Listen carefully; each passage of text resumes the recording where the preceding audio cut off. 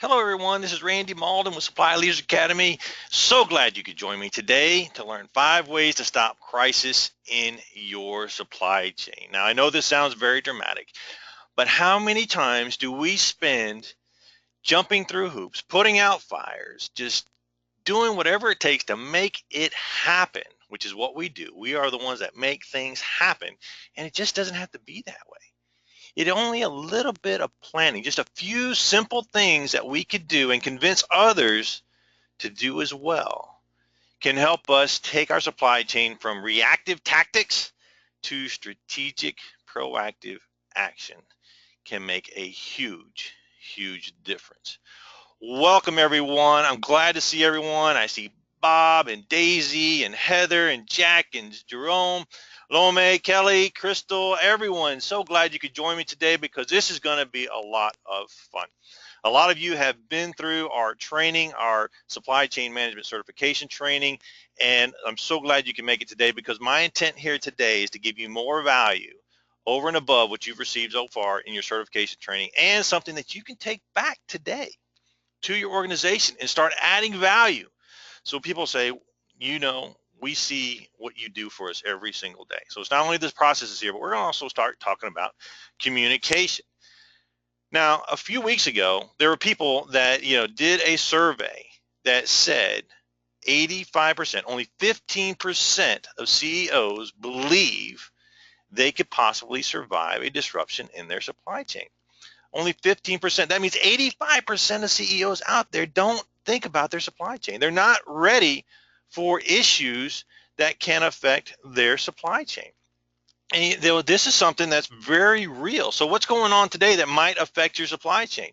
Well, just this week, I-10 shut down because of flooding, things we cannot control. I-10 shut down, major corridor. How many of you were affected by the I-10 being shut down? Just think about that. The blizzards this year, heavy snow up in the Midwest, shutting down the supply chain. I remember when we were doing training with down in Miami, Florida, in 2014, we had someone involved in delivering food to the Burger King franchises during a blizzard.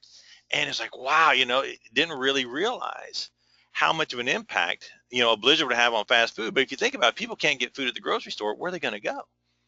They're going to go to the fast food restaurant. So that person had a lot of things. I can tell you, they were going in and out of class all the time trying to figure that stuff out. Again, making things happen. That's what you're doing here. What else? They have the port strikes coming up here in Scotland. I mean, this is happening right now. Big problems with retail, $7 billion problem with the West Coast ports. When they strike almost every year, right around the time the retail are starting to receive their goods to put into the stores just in time for the season. The retail industries move backward and forward trying to figure out when they can get things through because they don't want to be stuck in the ports. And I can tell you from people who have been through our training that this is a major issue.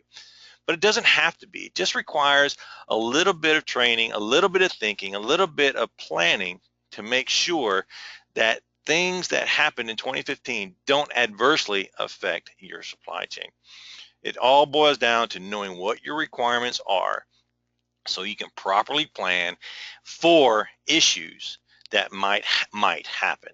And when you can plan for things that might happen, it puts you even in a better position to plan for things that will happen so you can negotiate better with your vendors and with your suppliers because you know what you need and you can work with it. Okay, you are losing money in your supply chain. Your CEO, only 17% felt that their supply chain was optimized. That means 83% of these companies out there don't even think about their supply chain when it comes to operations. That means they're losing money.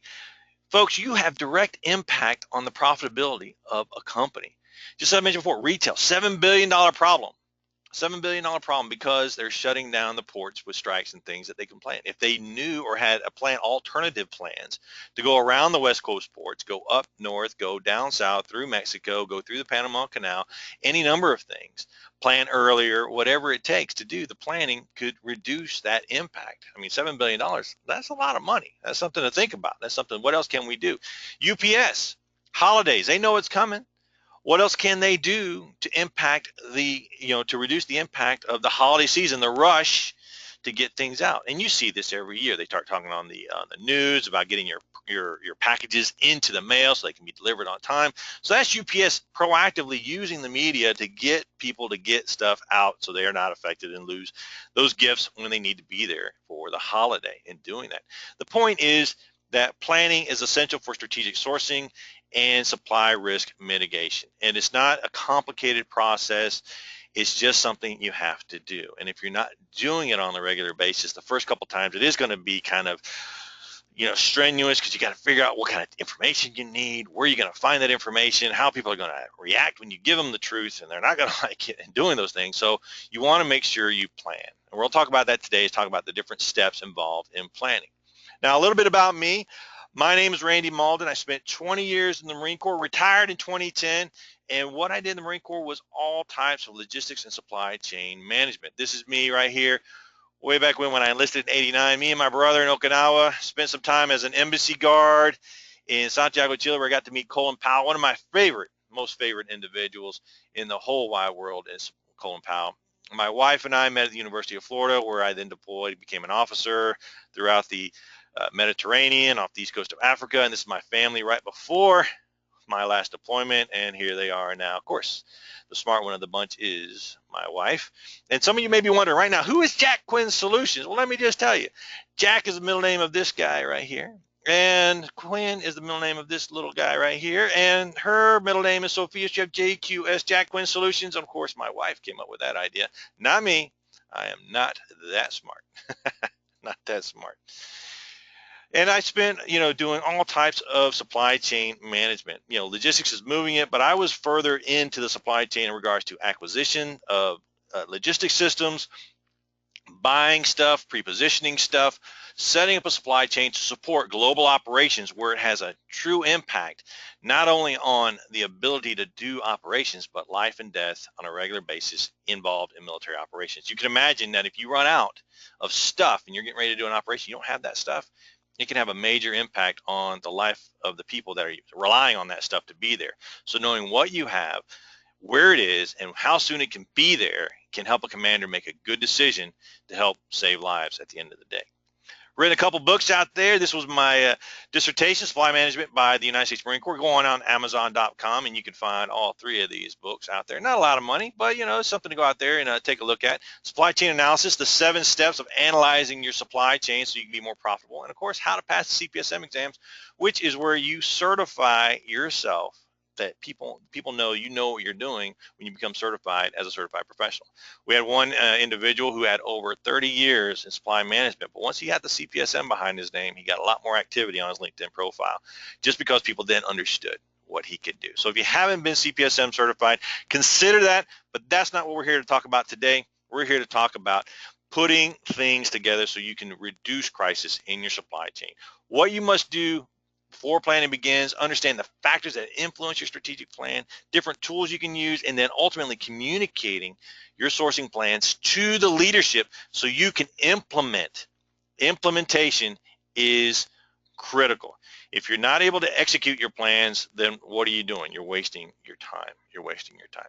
And it's understand that it's a process that must be exercised. And what a process is several steps that are taken again and again. It provides structure in your thinking. What do you need to think about first, second, third, fourth? And it builds on itself. So at the end, you have a strategic plan.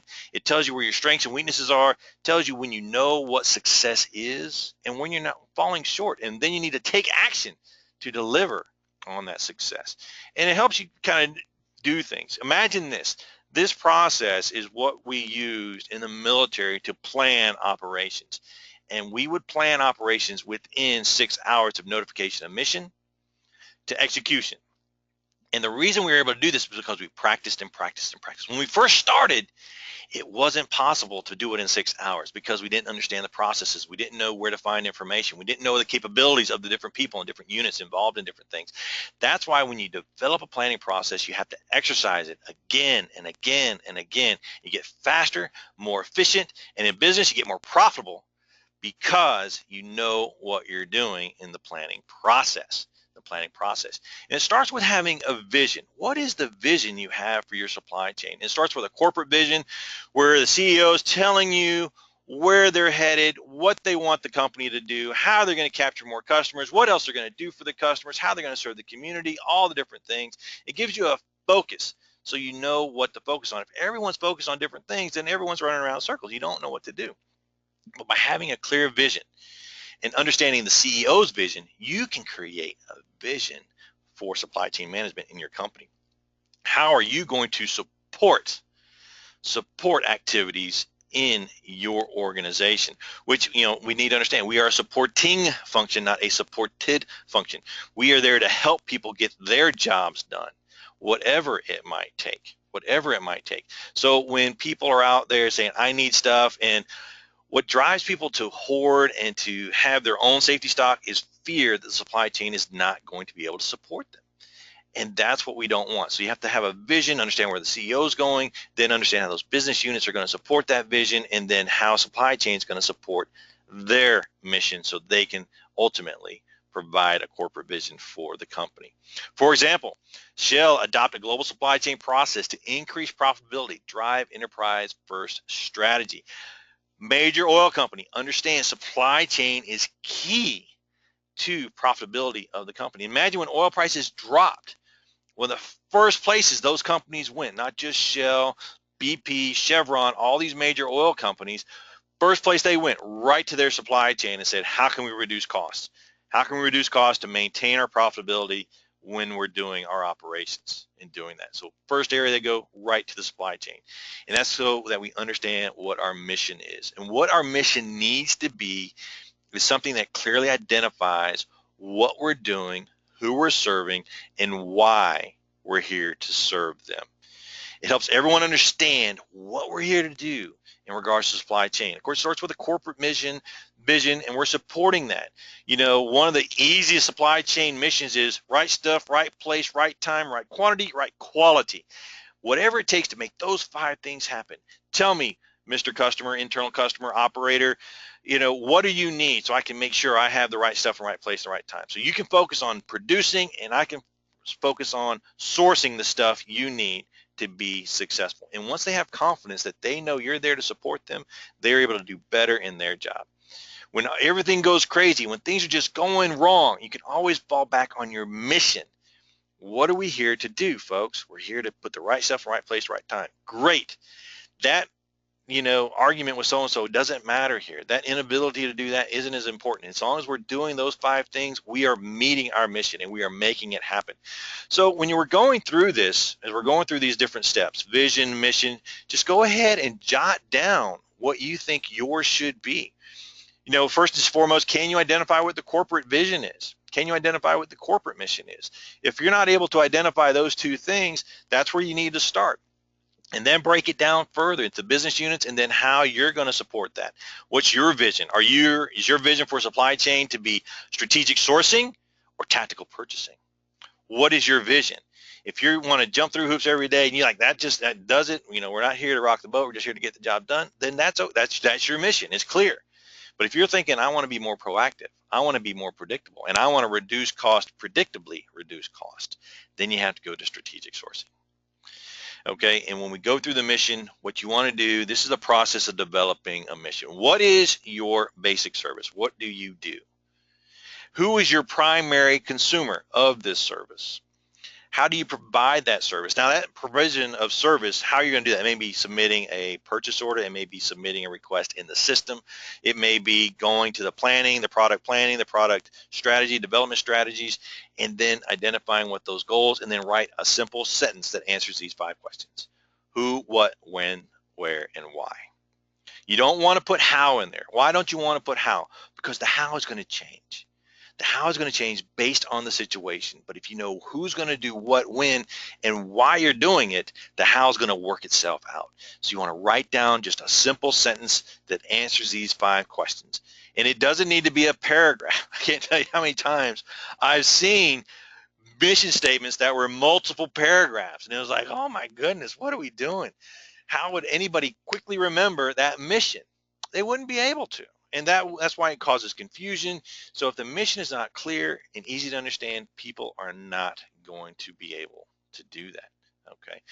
The next thing you want to do is, once we understand the vision and the mission, is understand those influencing factors, those factors that can affect the execution of the plan. Friction, things that make things hard. They're going to make things that are controllable, uncontrollable, things that you can identify, and those things that just pop up, such as a flood or a blizzard or a typhoon. The economics, the economy, what's going on in the economy, oil prices dropping. How does that affect your company? Why are oil prices dropping? Does that affect your company? Yeah, it's great oil prices are dropping, but we got to ask those other questions. What's going on? Why are they dropping? Just looking at simple supply and demand, supply is up, demand is down. Well, why is demand down? China's starting to consolidate their manufacturing footprint, which means there's less manufacturers in China. So if you are reliant on China for manufacturing and there's less manufacturers, what does that do to your cost for manufacturing in China? Okay, so those are deeper questions you have to ask, and those are some of the things you're learning when you go through our training, is how to identify these economic factors that can affect your supply chain, to think strategically, how things are changing. Politics, the election coming up, these are external factors here recently in the news right now, just in the last 12 months. Oil prices dropping, riots, embargoes, severe weather, all affecting supply chain. West Coast ports, major issues. Okay, thinking about these things. And presidential elections, how's that going to affect the supply chain? What are people concerned about in regards to the supply chain and the presidential elections? This is all happening right now. And it's not to say we have to panic and come up with all these plans for these issues, but you have to start asking these questions. And you can go back in history and look at what happened the last election cycle, in the last election cycle before that, and what happened to your company. For example, did you increase sales? Did you decrease sales? What happened to your prices? Did they go up? Did they go down? What were those things? And now you can start to say, okay, well, if that happened last time, chances are it might happen this time. What are we doing now to reduce the impact of these risks in these areas? What can we do? And we want to take action before those issues become problems, and we then end up working those 16, 18-hour days to fix those things. Other external factors, your budget. You may be an internal, if you're working with a government, for example, you are part of the budget, not the budget. If you're in a private company, of course, what is your budget for the year? When are you going to get that money based on your fiscal year? Social beliefs in regards to social responsibility, local businesses, diversity. Are we using small local businesses to help the local economy? Or are we always leveraging large businesses that are global and take those profits and those monies and go and leaves our local community? So that's a big, thing to think about in regards to what are our values as a company? Can we leverage more those small businesses, those diverse businesses that meet those socioeconomic factors that we need to deliver on?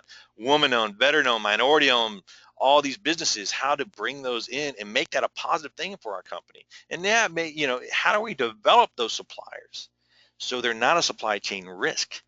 We were working with a company, and when they went through an audit, one of the big risk factors was the fact that they worked with mom and pop shops. That was a major risk factor. And when I was, talking with them, I said, well, what are you doing with those mom and pop shops to help them not be such a risk? Well, we just hope and pray they're going to be there for us. And that's not the right answer. Instead, you want to do is put things or recommend programs such as ours to help them understand their supply chain, because their supply chain problems are your supply chain problems. Talking about the politics, chain of command, who can affect decisions, what laws and regulations are changing. We know election year, the turmoil, all the changes. If there's going to be a new administration, doesn't matter which side of the aisle you're on, there will be a new administration with different focuses, different beliefs, and different priorities. Changes in laws and regulations that might affect your company. So what are you doing now to reduce the impact on your organization? Technology. What new technology is coming out that you need to be aware of? The ecology or the environment, hazardous material, things in the environment, changes in the EPA regulations, changes in global warming, as a factor, as something to consider. What are they going to do, and changes the laws to help mitigate that impact there? Do we have the right equipment? Is our equipment becoming obsolete and old? These are things, maybe the technology is moving forward, the cloud technology right now. A lot of people say cloud, we got to go in the cloud, which may give more cost-effective solutions for you because you don't have to buy these server farms. But then there's the other side of the question in regards to security and how we can secure our data, because if our competitors or people that are trying to sell to us get a hold of that information, then we may be at a disadvantage, and we don't want that. We don't want that. Okay. So when we go through, think about right now, think about the 5 categories we just discussed, went through these different categories. Think about the factors that might affect your supply chain. Okay. And think about what you can do to start to mitigate the impact on those, on your operations. What can you do to do that? So, it's just how do these this is a great time to say this. How do these strategic supply chain plans come about?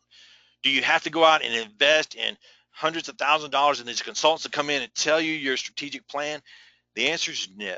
You just have to sit down in a room with your favorite beverage and a little bit of food and the smartest people that you know and say, what do we need to do for our supply chain? How do we go from tactical to strategic? How do we do that? What are these factors that might affect us that we can do, and what are we going to do about it? How are we going to reduce the impact of those factors on our organization? Internal factors. These are the things that you can control. These are the things that are internal to your organization. These could be tangible assets such as facilities, materials, your physical situation, your intangible assets, your reputation, the morale of the company, the experience of your personnel, your capabilities that you need to bring into the org. Do you have the right people that have the right experiences, the right systems? Technology, do you need to spend a lot of money on technology, or do you already have the systems in place? You just got to flip a few switches to make those things work for you. And the way we do that is with a SWOT analysis: strengths, weaknesses, opportunities, and threats. Strengths and weaknesses are internal, opportunities and threats are external, the things we just talked about. Now we're going internal. Here's an example of Mercedes looking at their supply chain to reduce cost, and Mercedes-Benz looking to reduce cost by 20%. Thinking I'm a multi-billion-dollar company, 20%, that's a lot of money. That's a lot of money. This is where I start to get on my soapbox and talk about what you do on a daily basis, which is impact the profitability of your company. Sales and marketing drive revenue. They're bringing customers in. Absolutely essential. I'm not, diminishing what they do for a company. That's, bringing that money into the company is absolute. Got to have that. But the other side of that is the expenses. Are those sales profitable? And how profitable those sales are based on what you do day in and day out. And this is where an example of a large company looking directly at their supply chain to reduce their cost. So what do you need to do? What resources do you need to fulfill your customers' needs? Your internal customers, how do they place an order with you? How do we reduce errors in those orders? How do we make it fast and efficient to execute those orders? How do we ensure deliverability, the right place, the right time, the right quantity, the right quality, and we don't waste money, and we have security? What resources are in short supply, and which ones can you acquire easily? What we're doing here is what they call a Kraljic matrix, where we look at 4 categories. We're looking at routine buys, bottleneck buys, strategic buys, and leverage buys. So we go through our commodities, go through our supply chain, and we categorize them in those 4 areas. And based on where they are in those areas, we develop strategies. Such as strategic, we're going to go long term. Routine, we're going to have multiple vendors that we can do, so we can easily swap them in and out.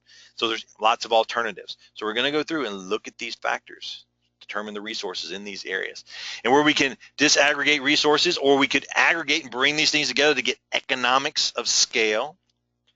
Do we look at the value provided to the customer? And we talk about lean management. Some of you may be Lean Six Sigma certified, and Lean Six Sigma is focused on the relentless removal of waste. But if we shift the question into not removal of waste, but adding value, and we look at every step in every process and how it adds value to the customer experience, then we start to build a company that's sustainable. Yes, you may see something that's wasteful, but it's truly valuable for that customer experience, which is going to be a good thing. Once we have our situation, we kind of know our vision, our mission, our internal, external factors. We know what resources that we have. And this is something that for you to do right now is kind of say, what resources do I have to shift from tactical purchasing to strategic sourcing? What things do I have? What things do I need that I need to put in place? And once we understand those, then we start to develop our goals, our short-term, long-term goals. And we want to make sure our goals are SMART: specific, measurable, authorized, realistic, and timely. And of these 5, I would offer you want to make sure they're specific and measurable and timely, time-bound, so that you know exactly what you're going to do. You know when you're doing it well, and you've achieved success, and you're going to do it within a certain amount of time. And then from there, it's authorized, realistic. You kind of work through that process, but you develop your goals for the long term. And for example, when we do strategic planning for supply chain, one of those things that we look at is people. Do we have enough people? Where do we want to do? What kind of skill sets do we need for our people to be in place? And that's part of our goals. And we, does this need to be accomplished in the next 12 months, the next 5 years? When does it need to be accomplished? And we start to lay those goals out. For example, Vatican commits to slavery proofing its own supply chains. That's a major goal. So to do that, what do they have to do? They have to put processes in place to identify vendors and know what those vendors are doing and not doing to determine whether or not they're involved in human trafficking and slavery. Example here, short-sighted goals holding your supply chain back, meaning you need to think big. You need to think long-term, 5 years from now. Where do you need to be? I can tell you where you don't want to be. You don't want to be on the menu when they're thinking about downsizing and outsourcing. You don't want them to think procurement is something that they can outsource to some other party. You want to be valuable, and the way you have values, you have long-term goals that align with the long-term strategy and vision of the company. Things you want to consider: how you can save money or increase profitability. Increase productivity, develop your employees, build relationships internally with those business units that you've always been fighting with. They're always causing problems and issues, but you can start to say, we need to build this relationship. How can we make you a partner? How can I better serve you? And when we step back and we realize we're in a supporting function, not a supported function, then we're better able to identify how we're going to serve those people and build those relationships. Part of our leadership training program is just that, talking about how do you recognize the behavior style of the person you're talking to in a way that you can adjust your communication style so that they better understand what you do and how you do it for them. You tell them what they need to hear so they understand, not what you want to tell them, but what they need to hear. If they need data, you give them data. If they just want decision points, you give them decision points. If they want relationship, hey, how are you? You give them that. Okay. Think about the technology you need, the public responsibility. What is your responsibility in regards to different areas? Okay. What is that? Maybe local businesses, we work with a company and they had a very clear diversity goal. And that diversity goal was to increase diversity spend by 1%. Sounds like a simple goal. It just has to be done. Something they say, you know what, this is one of our responsibilities for our local economy. If we can help our local economy, we're doing good things. How do we do this? Go ahead and take this opportunity to develop some short-term goals. What do I need to do in the next month, 3 months, 6 months, 12 months? Just go ahead and write those down. Write down 3 things that you need to do. Write down 3 things you need to do. And the next thing you want to do is prioritize those things, first, second, third. And then be even more specific and develop SMART objectives: specific, measurable, aligned, realistic, and timely. And then right there, you're going to be able to leave this seminar today with 3 goals that you need to accomplish in the next 12 months. Next month, 3 months, 6 months, 12 months. You write those goals down. So when we're done with, you've spent your lunch hour with me, and I do appreciate that. Thank you. But it needs to be valuable for you to be in here with me, and this is how it becomes valuable. We've talked about a lot of things. Now you're starting to get specific. Now you're starting to think about some goals, something you can go to your management, to your boss, and say, hey, here's 3 goals that we need to do for supply chain right now. And it could be long-term goals. If you're thinking about buying technology, you need a new system. There's a whole process. You're looking at 12 months to 3 years before you're going to get that system. You got to find out the systems that are out there, how much they're going to cost, get the budget, blah, blah, blah. All those things, people to run those systems, all those things are long-term objectives. But if you don't know that you need technology, how are you going to identify those smaller goals that you need to achieve? Once we have our goals, then we get into the action plans or the grand strategies, the step-by-step accomplishment for getting these goals done. So you've identified these 3 goals. Now you're going to go in and you're going to break it down step by step by step. Exactly what do I need to do? And then you take those things that you need to do and you lay them out on the calendar. Say, I need to have this done by this date. I need to have that done by that date. And boom, boom, boom. And you lay all these things out. These are the detailed action plans that you need to have in place to execute these goals. Again, it's just thinking about these things in a way that allow you to be successful. You can draw them out. You can identify who your decision makers are, your enablers, your influencers, your critical points in the process, meaning if you don't get the money, you're not going forward. If you don't get the CFO on board, decision maker, they're not going to get on board. If you don't get the operators who benefit from your services to realize the value of having the capabilities to submit orders faster so you can be more responsive and flexible to their needs, then they're not going to get on board. You're not going to get the funding. You're not going to get the decisions. So you want to identify those things so you can build those relationships. If you need to hire people, you need to go to HR and figure out, how do I hire somebody? Where does the money come from? Get the budget. How do I hire somebody? Job description. How long does it take? 3, 6 months? How do I do this? And you start to lay this down step by step by step so that you can develop the plans to execute the goals. Sitting down, identifying all the influencing factors, identifying your goals, now developing those strategies to execute. 1, 2, vision 1, mission 2, okay, external factors 3, goals 4, grand strategies 5. 5 steps to reducing crisis, eliminating crisis in your supply chain in doing that. Okay, so go ahead and develop those. Think about that right now. I know it's kind of, short term. You don't want to, like, okay, I need time to think about this, and that's okay. The less you think, the more you react at this moment is going to really identify those top priorities. So just think about that one thing you just thought about but then dismissed. That's one of your goals. That's one of your goals that you want to start to write down a strategy. Like, I know I need to do that. Now, once you have these goals in place, how do you manage this success? How do you know what's going on, and how do you stay on top of these goals to deliver? The way you do that, you can come up with some dashboards, balanced scorecards, alerts, event-driven. These are all different tools you can use to assure yourself that you are on track to deliver. This will be something that you would open up on a regular basis. You may have a system, an ERP system, that allows you to have dashboards, and you'd be able to go in there. If one of your goals is to reduce cost, you can go in there and see how much cost have we reduced in the last month, how much have we reduced in the last 6 months. You can start to see how you're going to fit in achieving those goals. Balanced scorecard looks at many different things, not just the quantitative factors, but the qualitative factors, because it knows if you drive cost savings and you ram it down the internal customers' throats, they're going to not like you anymore. They're not going to work with you anymore. So that's the other side of it. Yes, you achieve the cost savings, but it needs to be done in a way that builds relationships, doesn't break them down. And of course, your special alerts are your things that when you're not on track, those are going to be at your quarterly reports. It's like, okay, we're supposed to reduce savings by 10% this year. So far, we've only reduced by 2%. We've got 6 months to go. How are we going to get that other 8%? It gets you to ask those questions. Ask those questions. And I would offer, last point here, with event-driven maps, not necessarily time-based maps. The timelines are important, but the events to accomplish those things are more important, because if you start to come up with certain things and different priorities come in place, economic situations, all kinds of changes, so that if you're not going to be able to move to step 2 until step 1 is done, that's an event. You may have a deadline, a date to achieve that. That way, when that date comes and goes, you're like, okay, we're behind. Why? You can ask that question, why? And then you're able to move on to the next one. But you're not going to be able to move on until you get those things in place.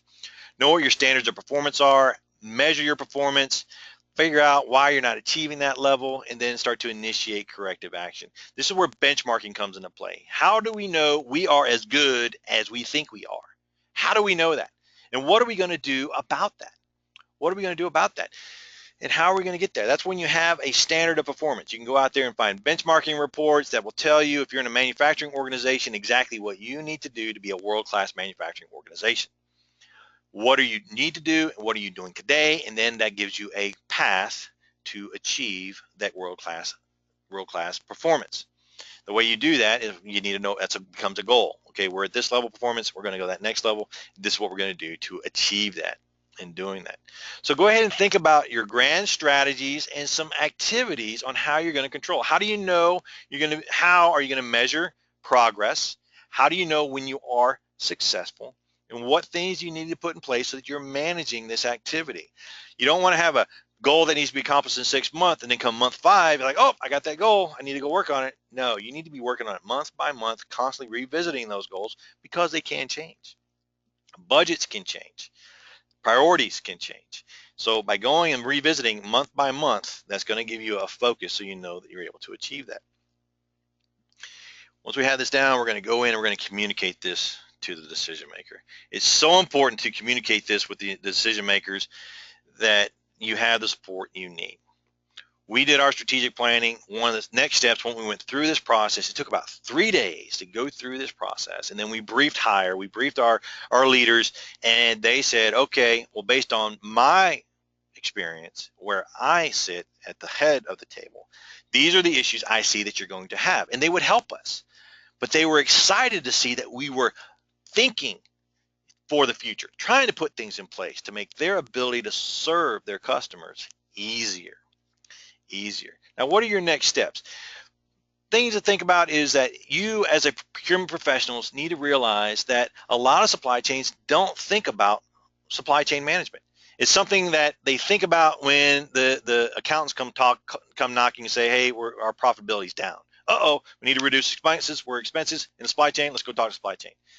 And that's the wrong attitude. You want to think about your supply chain every single day, constantly thinking of ways to reduce cost in your supply chain.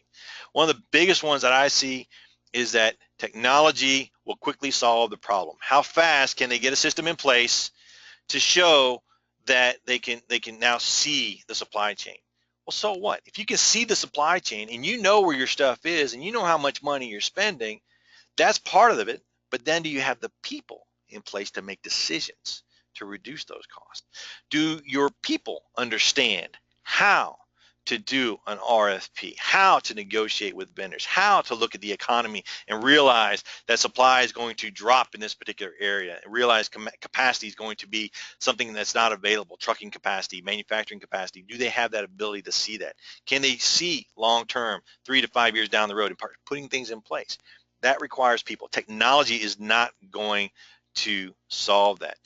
Once you start to do this, start to look at your supply chain as strategic sourcing, what you find is that a reduction in costs by 2.5% equals the same amount of profits as an increase in sales by 10%. Now, of course, this number adjusts based on your margins and your sales, but the point is the same. A small reduction in cost increases your profitability immediately. Just because you increase sales doesn't necessarily mean you're going to be more profitable. So this is what happens once you achieve success in your supply chain. Companies that manage their supply chain are 73% more profitable than companies that are not. And we just had a recent example, talking with a company, an individual who went in and implemented strategic sourcing, started building a supply chain capability, realized major cost savings, 40 to 50%, for the very simple reason they were looking now. They were asking questions. They were locking the doors. They were holding people accountable. Companies like Walmart, Toyota, these companies are 73% more profitable than their competitors because they look at supply chain as a strategic capability, not a tactical necessity. And also, as well as you see a 40% ROI on any supply chain initiative. Now, this is based on research. Okay, it's not just me grabbing numbers out of the sky. Based on research that they're seeing these things happen, which, this tells you the value you're bringing to the organization and why you want to do these things. You want to have your boss on board. Now, this is going to be recorded, so you can share this with your boss and share it out there with them, so they can say, you know what, this makes sense. What else can we do for our supply chain? Which is another value you can bring to your organization just based on your time spending with us today.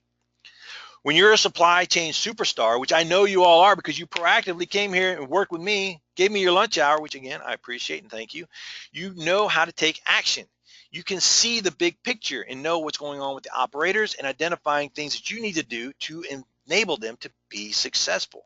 You're taking action and you're thinking strategically, what resources do I need to bring in to help us to be successful? You've built relationships. You have relationships. You are a trusted advisor in your organization. When you walk into a room, people look to you not only for decisions, but for wisdom and advice. They know you know. And if you're not there yet, you will be when you start to implement strategic sourcing as a capability, not as a tactical necessity. You are going to build and become a supply chain superstar, which is exactly where you want to be. This has all the metrics in place and allow you to be successful. Be successful. You want to be an A+ student, achieve the scorecard, bring those things home for your company, which ultimately at the end of the day results in profitability, which is reported to shareholders. Shareholders are happy, and that allows your company to continue to sustain itself for the long term. How do you do this moving forward? How do you communicate these things? What you want to do is align their interests, them being your executives, your internal customers, your external customers, your community, your vendors. Find out what matters to them. Then align your strategies to support their needs. Don't tell them what you need without telling them how they're going to benefit by giving you what you need. Going to the CFO, by doing these things, sir, we're going to be more profitable. Going to the CEO, ma'am, by doing these things, we're going to be able to be better, more profitable, which you can then take back to the board and keep your job. Okay, that's a good thing. Okay, these are what you want to do. The internal customers, that you're going to have more stuff to do the things you need to do to deliver on those goals that the company has set for you. And by developing it, what they need, what's most important to them, and identifying how you're going to measure those key performance indicators, you're going to achieve that desired result. And you're constantly going to be reviewing this, so that you stay on track. Stay on track in doing that. It always has to align with the strategy so you can focus on changes. Corporate goals change, you need to change. It does no good to say we need to implement technology that's going to allow us to do these many things, and corporate shifts a whole different direction and you stick to that technology goal. If your company has shifted, you need to shift with them. Again, supporting, not supported. We are here to help. We are not they're not there to help us do our job better. We're there to help them do their job better in doing that. The way you learn these strategies, and this is just one of the strategies, looking at strategic sourcing, one of the steps you should take is becoming certified in CPSM, Certified Professional Supply Management. And this isn't, so far I've given you plenty of value today. You've got the 5 steps, you've got the things to think about, you've got your goals written down, you've got your grand strategies written down. So immediately after this, you'll be able to go to your boss and say, hey, this is what we need to do in supply chain. To take it to the next level, to learn the tactics, the concepts, and the strategies, going through the CPSM, Certified Professional Supply Management training, is going to give you those concepts. I can tell you the people who've gone through our training realize the strategic value of this training, and they've done it for their companies. One of our companies, Rockline Industries, one of the things they've done is they've said all their executives all executives in training must go through and spend 2 years in supply chain management to learn the nuances of supply chain and develop projects that are going to help the company save money. So the value of CPSM is there. How you do that is go through our training. We have another course coming up here. August 10th is our next start date.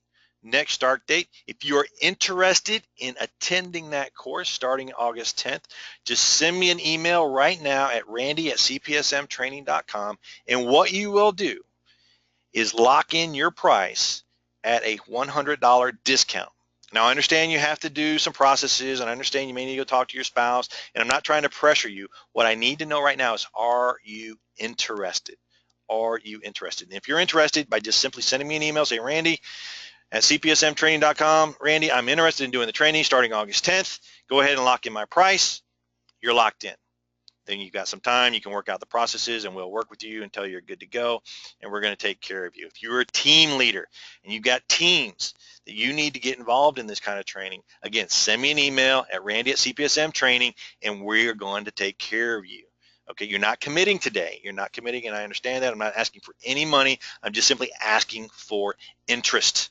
By telling me you're interested in, you're locking in your price, $100 discount for you and anybody you bring into the training. You're going to be taken care of. We start August 10th. That's almost a month away. So we got plenty of time to work through your processes, anything that you need to do, ask your spouse, get the money you need to do this. Just give us an email and we will take care of you, explain the benefits or programs, all the bonuses involved in doing that. So that works. Okay. Thank you for your time today. It's been 45 minutes of pure value. You're walking away with goals and strategies and execution. You should be able to go to your boss this afternoon and tell them, I spent an hour lunch learning these stuffs, and ma'am, sir, this is what we need to do. 1, 2, 3, you're going to show value. You're going to increase your value for that organization, and that's how you maintain your position with that company. And this happens a lot. We hear this with people. They come to us at some saying, I need certification after they've lost their job, and we don't want that. We want you to maintain your job, and the way you maintain your job is maintaining your skill set. Just taking this 1 hour presentation, turning it into action, and presenting that action to your company is going to increase your value. It's going to increase your value. With that, I hope everyone had a wonderful time today. If you have any questions, please shoot me an email at randy@cpsmtraining.com. We can schedule a phone appointment. That way you got my direct attention for at least 30 minutes. Be happy to talk about anything with you. Any of your strategies, your goals, not just your company goals, your personal goals, your professional goals. Just sit down, chat with you, talk with you, see whatever I can do to help you and bring value to your life is what my goal is to do that. With that, please have a wonderful day. Stay safe going into the weekend. For those that will be in our training tonight, we will start tonight at 8 p.m. sharp. We will kick it off with our strategic sourcing seminar this evening, that those involved in the training. With that, have a wonderful day. Take care, and I will talk with you soon.